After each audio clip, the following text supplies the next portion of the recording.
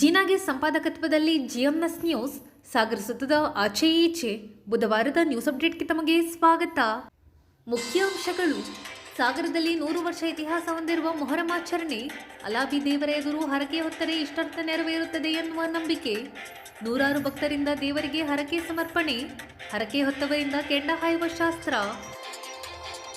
ಶ್ರದ್ಧಾ ಭಕ್ತಿಗಳಿಂದ ಆಚರಣೆ ಮಾಡಿಕೊಂಡು ಬರಲಾಗುತ್ತಿದೆ ಎಂದ ಸಮಿತಿ ಪ್ರಮುಖರು. ಶಿಕ್ಷಣ ಇಲಾಖೆಯಿಂದ ಪ್ರತಿಭಾ ಕಾರಂಜಿ ಮತ್ತು ಕ್ರೀಡಾಕೂಟ ಪೂರ್ವ ತಯಾರಿ ಕುರಿತು ಕಾರ್ಯಾಗಾರ. ಈಗ ಸುದ್ದಿಯ ವಿವರ. ಸಾಗರದ ಮಾರ್ಕೆಟ್ ರಸ್ತೆಯಲ್ಲಿರುವ ಮಲೆನಾಡು ಮೊಹರಂ ಸಮಿತಿ ವತಿಯಿಂದ ಅರ್ಥಪೂರ್ಣವಾಗಿ ಮೊಹರಂ ಹಬ್ಬ ಆಚರಿಸಲಾಯಿತು. ಸಾಗರದ ಮೊಹರಂ ಆಚರಣೆಗೆ 100 ವರ್ಷಗಳ ಇತಿಹಾಸವಿದೆ. ಇಲ್ಲಿ ತಮ್ಮ ಮನೋಭಿಷ್ಟೆ ಈಡೇರಿಕೆಗೆ ಹರಕೆ ಕಟ್ಟಿಕೊಳ್ಳಲಾಗುತ್ತದೆ. ಮನೋಭಿಲಾಷೆ ಈಡೇರಿದ ನಂತರ ಕೊಂಡಕ್ಕೆ ಉಪ್ಪು ಮೆಣಸಿನಕಾಳು ಹಾಕಿ ಹರಕೆ ತೀರಿಸುತ್ತಾರೆ. ಮಂಗಳವಾರ ರಾತ್ರಿ ದೇವರ ಸನ್ನಿಧಿಯಲ್ಲಿ ಬೆಂಕಿಕೊಂಡ ಹಾಯುವ ಶಾಸ್ತ್ರ ನಡೆಯಿತು.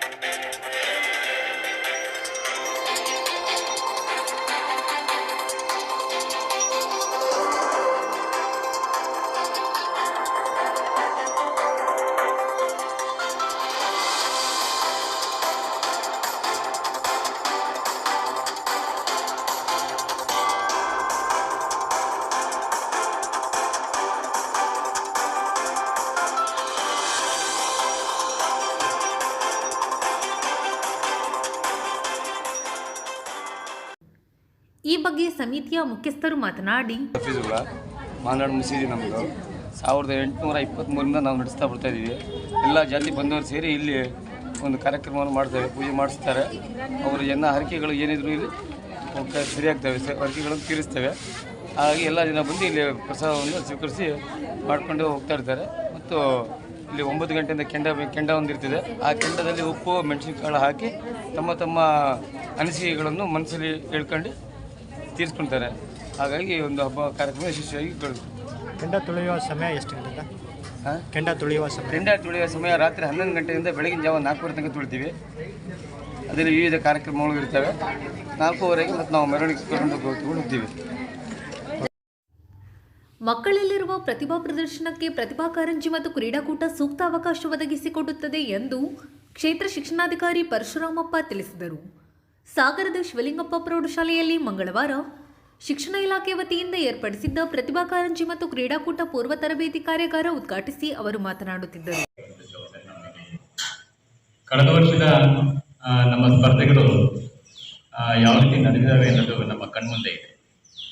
ಅದಕ್ಕೆ ಅವುಗಳನ್ನು ತುಂಬನೇ ಪರಿಣಾಮಕಾರಿಯಾಗಿ ತುಂಬ ಉತ್ತಮವಾಗಿ ಅವುಗಳನ್ನು ನಡೆಸಿಕೊಟ್ಟಂಥವರು ನೀವೆಲ್ಲ.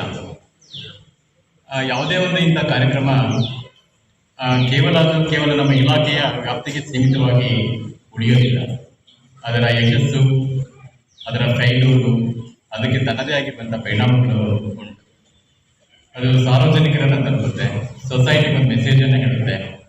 ನಾವು ಎಷ್ಟು ಅದನ್ನು ಅದ್ಭುತವಾಗಿ ಸಂಘಟಿಸ್ತೀವಿ, ಯಾವುದೇ ಗೊಂದಲಗಳಿಲ್ಲದೆ ನಾವು ಸ್ಪೋರ್ಟ್ಸನ್ನು ಮಾಡ್ತೀವಿ, ಪ್ರತಿಭಾ ಕಾರಂಜಿಯನ್ನು ಮಾಡ್ತೀವಿ ಅನ್ನೋದು ನಮ್ಮ ಕಾರ್ಯಕ್ಷಮತೆಯನ್ನು ಅದು ಅವಲಂಬಿಸಿದೆ. ಈ ದಿಸೆಯಲ್ಲಿ ನಾವು ಎಲ್ಲರೂ ತುಂಬ ದೊಡ್ಡ ಸಂಖ್ಯೆಯಲ್ಲಿ ನೀವು ಸೇರಿದ್ದೀರಿ. ಇಲ್ಲಿ ಎಲ್ಲರಿಗೂ ತಮ್ಮದೇ ಆಗಿರುವಂಥ ಜವಾಬ್ದಾರಿಗಳು ಉಂಟು. ನಮಗೆ ಬೇಕಾಗಿರುವಂಥದ್ದು ಇಂಥ ಒಂದು ಕಾರ್ಯಕ್ರಮವನ್ನು ಕೆಲಸವನ್ನು ನಾವು ತುಂಬಾ ಯಶಸ್ವಿಯಾಗಿ ಮಾಡಬೇಕು ಅಂತಂದರೆ ನಮ್ಮೆಲ್ಲರ ಪ್ರೀತಿಯ, ಕಾಳಜಿಯ, ಜವಾಬ್ದಾರಿಯ ಪಾಲುದಾರಿಕೆ, ಪಾಲ್ಗೊಳ್ಳುವಿಕೆ ಅತ್ಯಂತ ಮುಖ್ಯವಾಗಿರುತ್ತದೆ. ಇಲ್ಲಿ ಎಲ್ಲರೂ ಇಂಪಾರ್ಟೆಂಟ್. ಇಲ್ಲಿ ನಾವು ಮೊದಲು ಮಾಡಬೇಕಾಗಿರುವಂಥದ್ದು ಸಂಬಂಧಪಟ್ಟಾಗಿ ಒಂದು ವೇಳಾಪಟ್ಟಿ. ಅದಕ್ಕೆ ನಮಗೆ ಯಾವಾಗ ಯಾವ ಈವೆಂಟ್ಗಳನ್ನು ನಾವು ಮಾಡಬೇಕು, ತೆಗೆದುಕೊಳ್ಬೇಕಾಗಿರುವಂಥ ಎಚ್ಚರಿಕೆಗಳೇನು, ನಾವು ಶಾಲಾ ಹಂತದಿಂದ ನಾವು ಮಾಡುವಂಥ ಸಂದರ್ಭಗಳಲ್ಲಿ ಶಿಕ್ಷಕರಾಗಿ, CRPಗಳಾಗಿ, ಆ ಶಾಲೆಯ ಮುಖ್ಯಸ್ಥರಾಗಿ ಏನೆಲ್ಲ ಮುನ್ನೆಚ್ಚರಿಕೆ ಕ್ರಮಗಳನ್ನು ನಾವು ತೆಗೆದುಕೊಳ್ಬೇಕು ಅನ್ನೋದನ್ನು ನಾವು ತಿಳ್ಕೊಳ್ಬೇಕು. ಸುತ್ತೋಲೆಯನ್ನು ಓದಲು ನಾನು ನೋಡ್ತಾ ಇದ್ದ ಸುತ್ತೋಲೆ ಸಮನ್ವಯಾಧಿಕಾರಿ ಡಾಕ್ಟರ್ ಅನ್ನಪೂರ್ಣ, ಪ್ರಮುಖರಾದ ಜಗನ್ನಾಥ್, ಮಾಲ್ತೇಶ್, ಮಹೇಶ್, ಪ್ರಭು, ಮನೋಹರಪ್ಪ, ಪಾರ್ವತಿ, VT ಸ್ವಾಮಿ ಇನ್ನಿತರರು ಹಾಜರಿದ್ದರು. ಇದು ಬುಧವಾರದ ಸಮಗ್ರ ಸುದ್ದಿ. ನಿರಂತರ ಸುದ್ದಿಗಾಗಿ ನೋಡ್ತಾ ಇರಿ GMS ನ್ಯೂಸ್. ನಮಸ್ಕಾರ.